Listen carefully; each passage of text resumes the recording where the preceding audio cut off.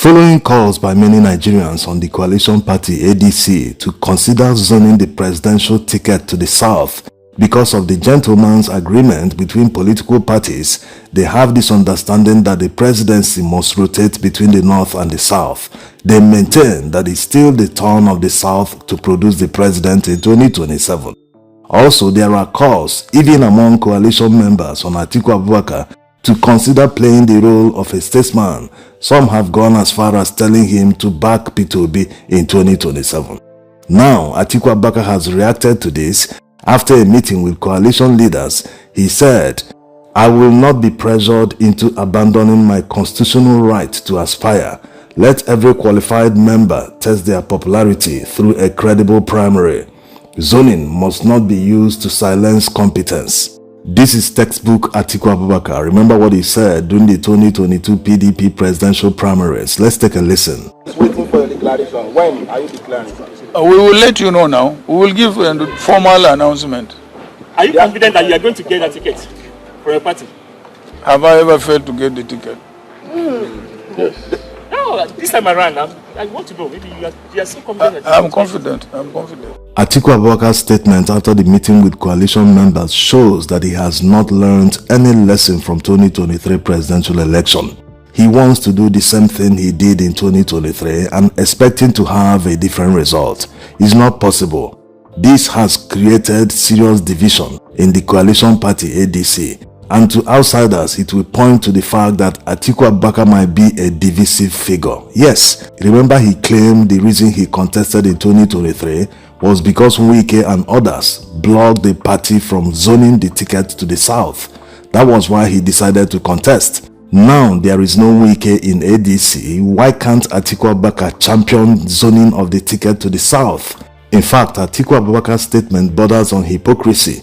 He has used zoning in the past as a leverage. It was the same zoning that made him to leave PDP and abandon Goodluck Jonathan.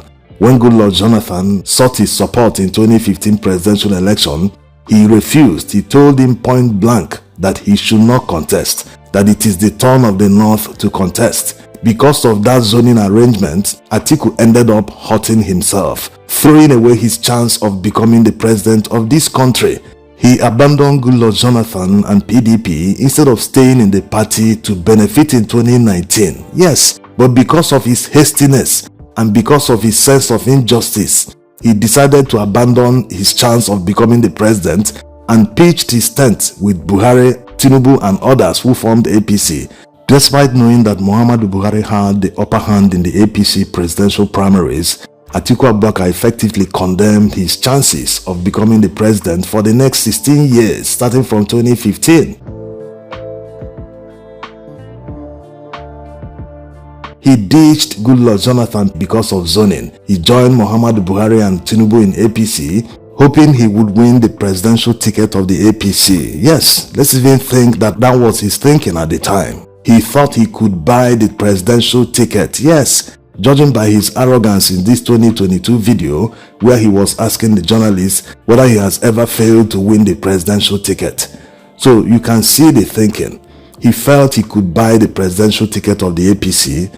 Even the APC members at the time realized that it wasn't about money or who could buy the ticket better than the other. It was about winning an incumbent. Yes, it has never happened before in Nigeria's history. So this is exactly what the coalition members should do. Yes, they can see that ATIKU Abubakar is already causing division in the coalition. And judging by threats from Obidients and other members, it's very obvious that many would decamp from the ADC even before the presidential election. Yes, so they better do something now very fast. They shouldn't make the same mistake most of them made in PDP in 2023. They felt, with money you can win an election. That was why they took Atiku's dollars and gave the presidential ticket to him. The rest is history. They should not repeat the same thing in 2027, thinking they will get a different result. It will never happen. Many Nigerians will not even come out to vote if ATIKU Abubakar and Tinubu is on the ticket. That's the reality. And Tinubu will outrig ATIKU Abubakar in that election. Yes. Maybe Peter Obi might not even contest, or he might contest and all the votes will be divided as usual. So they better rein in on ATIKU Abubakar right now. It is still early. ATIKU Abubakar has nowhere to go. He can't contest under PDP. He can't contest in another party. And ATIKU Abubakar is a man who believes in party structures. Many PDP structures are now moving into ADC in the north.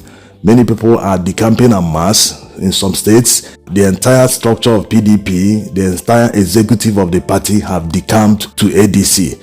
He believes so much in that.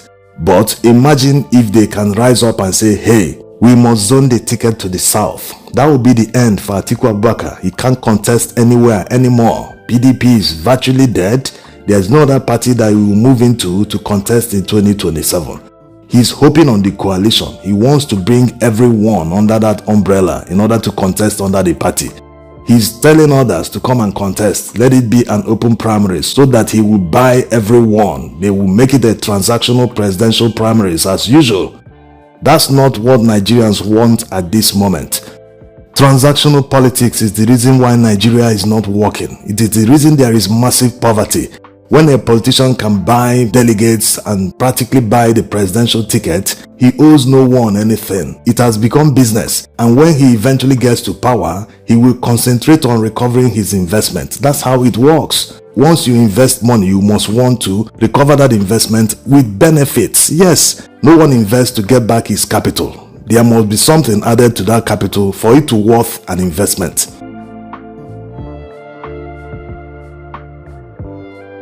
So the coalition members, which you can call PDP light in a way, because most PDP party structures are now decamping to ADC, they should not make the same mistake they made in 2023, thinking they can still capitalize on the widespread anger against APC. No, it will not work, especially in the south. Even in the middle belt, it will not work. They must make sure they zone the ticket to the south, unless they are indirectly working for Tinubu. Yes, you can never tell. All these men, they are never tired of doing the same mistakes all the time.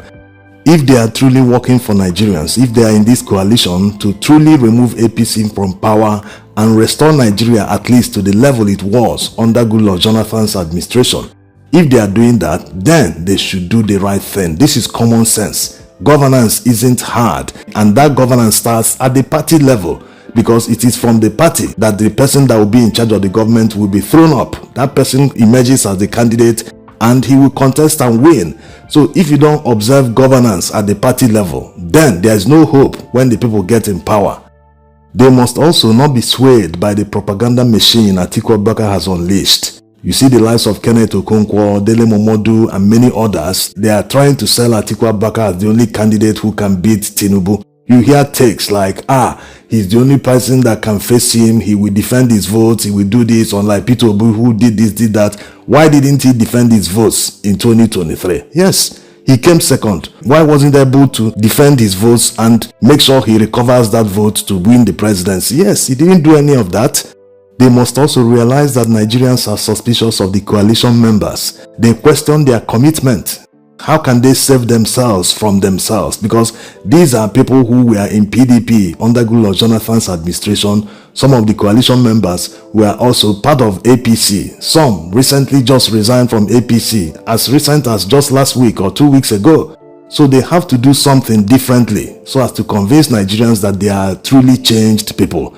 Because Nigerians see them as part of the problem of this country. How can they solve the problem they were part of, the problem they created? And part of the resentment of Goodluck Jonathan's administration and the reason why he lost the election, even in the south, that many people voted against him, was because of the arrogance of the PDP. Remember, even as far back as Obasanjo's administration, several chairmen of PDP kept bragging, the likes of Obula for Audu Oboy and the rest, they kept bragging, PDP will be in power for 60 years, for 50 years, nothing will happen, this, that. All that has come to nothing. Today, PDP is in tatters. In fact, it is a dead party. So they should not miss this perfect opportunity to remove APC from power. They should not allow ATIKU Abubakar to bamboozle them and flash millions of dollars to their faces. If they do that, at the end of the day, Tinubu might just grab it and run away with it again.